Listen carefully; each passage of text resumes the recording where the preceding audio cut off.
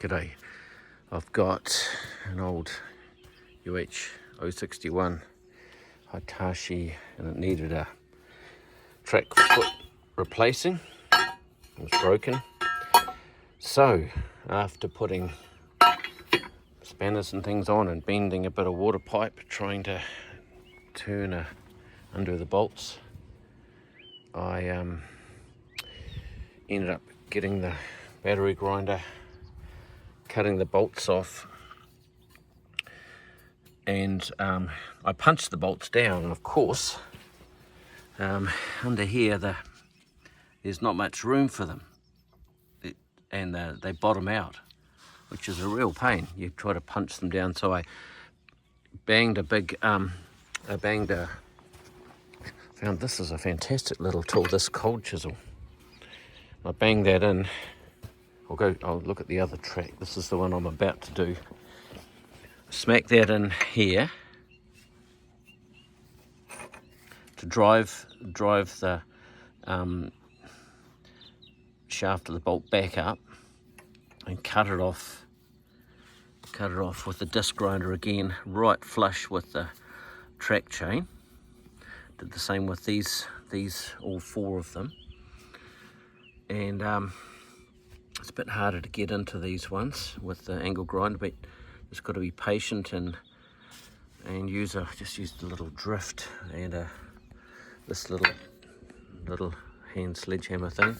Gloves and safety glasses are very recommended, and just used that little drift and smack them down, and this is what they look like when they hit the bottom.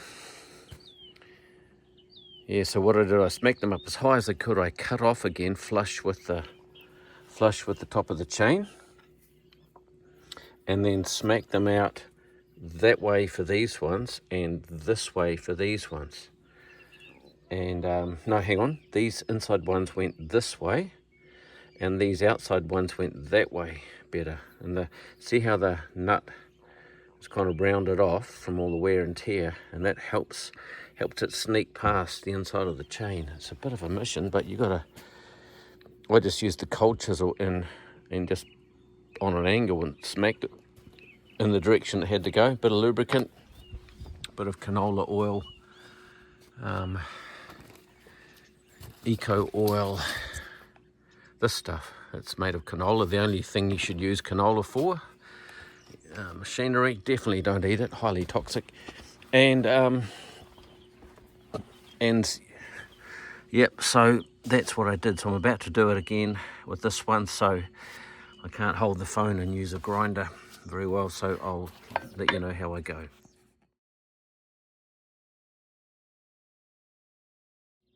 So this side is nice, going beautifully. It just almost fell out.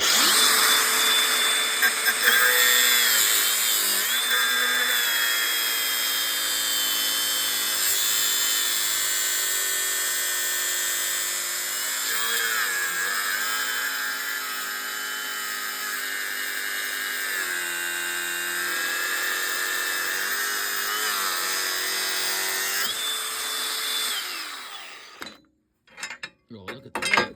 Beautiful. Wow, this side was easier than the other side. It was a mongrel. Alright, so I put the new plate on. Got the bolts here. I'll use the shock cable, make sure you don't get them mixed up. And nice new nuts and bolts. I recommend getting new ones. Don't use the old ones if you can, unless they're really good nick. So, and tight as you can get it. I don't know what the foot-pounds is, but I just go as tight as I can get it.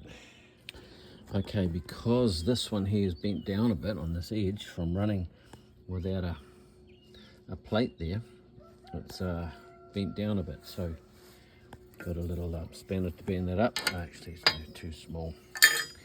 Grade a bit, and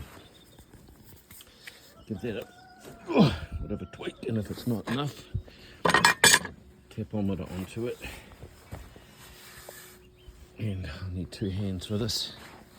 Give it a little bit of an adjustment. So I put this bar in here to get a little bit more torque on it, just to hold it down, but I'm working on it. I haven't managed to evolve a third arm yet. I'm working on it, but I'm sure in about 1 billion years it might happen. So just doing up the bolts now.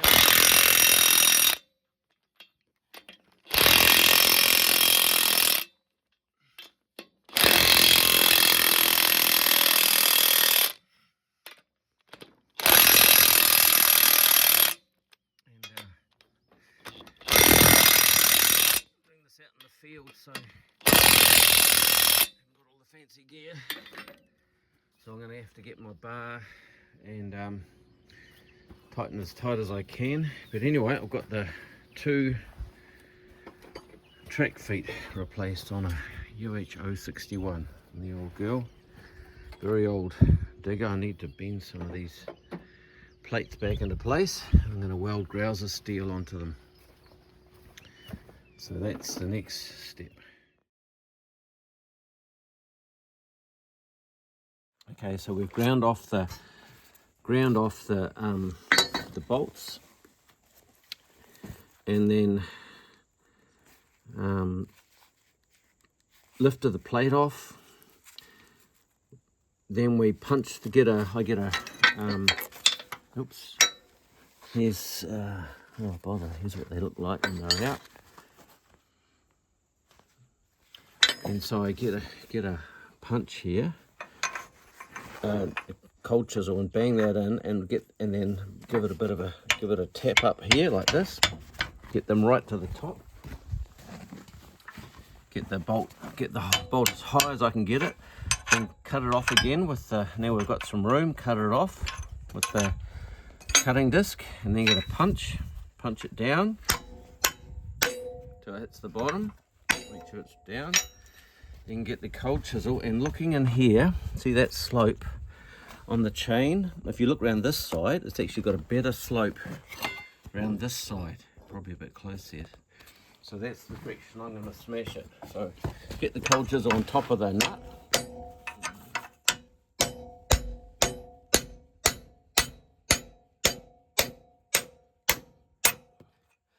Takes a bit of smashing. This one here. Down. So what happens when I'm looking at the chain, that side and this side, I think there's a better chance of coming this way.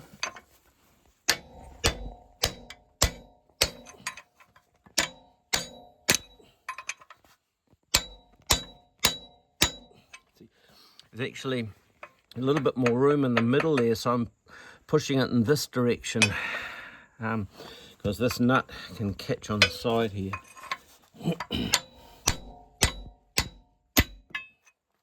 Just like that. This is a replacement plate. I've just put that plate on, and because the old shoe was bent so much, I couldn't. The shoe was catching under here. This one's not quite so bad. I'm hoping it's going to be okay. So this is an old UH061. And after measuring everything up, the guys who supplied at West Track and Hokitika supplied these shoes. They use an EX120, Hitachi EX120 shoe, just in case you've got an 061 like this old thing. So I've got them tapped in. So now I need to put a socket on there, which I think it's this big one here. So I'll go here first. So, and these nuts, try not to drop them. They fall quite a long way. I got my finger under there, and sometimes they don't go down far enough. So I might need to. Hang on, which side goes under? I might do one of these ones first, and then that'll pull the track together.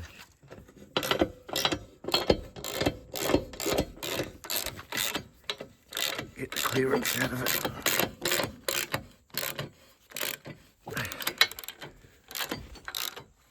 And then this this one. It's fighting here a wee bit, which is causing this side to stand up. So try to hold on to that nut carefully because it's quite hard to find. And have a look under there, make sure it's actually going in straight. You can feel if the nut is square or not, usually. So it's not getting cross-threaded. And that should pull it down a bit. Cause that to lift here. Then these front ones should now fit.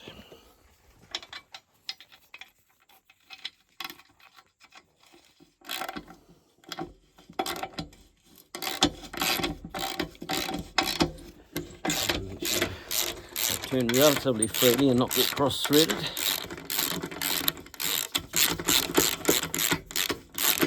think that's going, yeah, that's going on.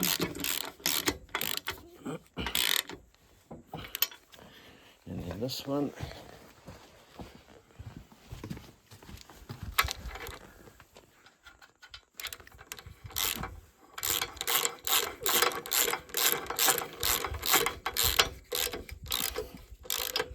And then put a big bar on and crank it up really tight.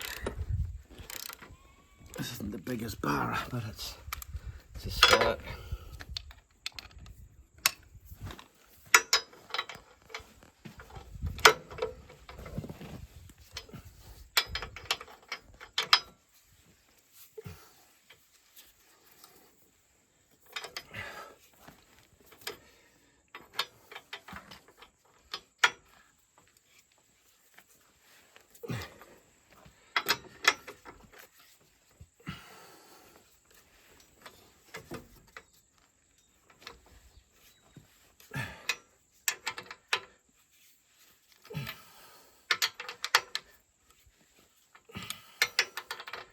Seen guys use about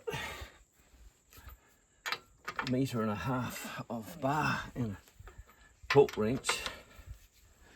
I should really get my torque wrench out and set that as high as it goes. And if you just do it by feel like I am, good idea to check it for tightness a bit later on. Some people use Loctite on them.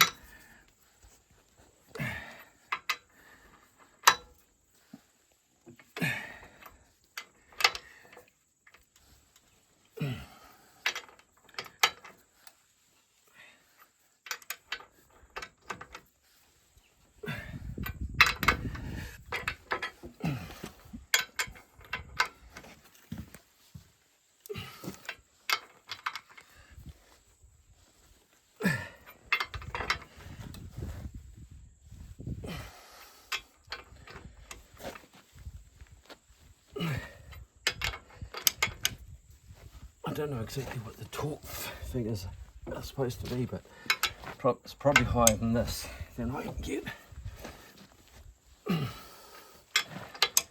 Old farmer people I talk to who work on these just say tight.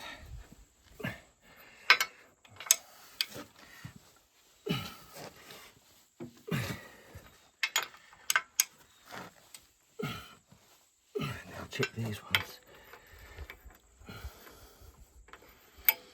What's going on?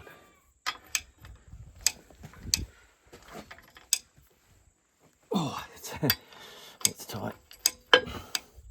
Sounds like a torque wrench, doesn't it?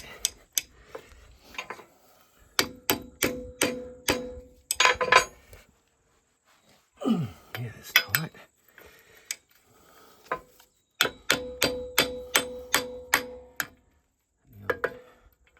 Handy things, these tapometers.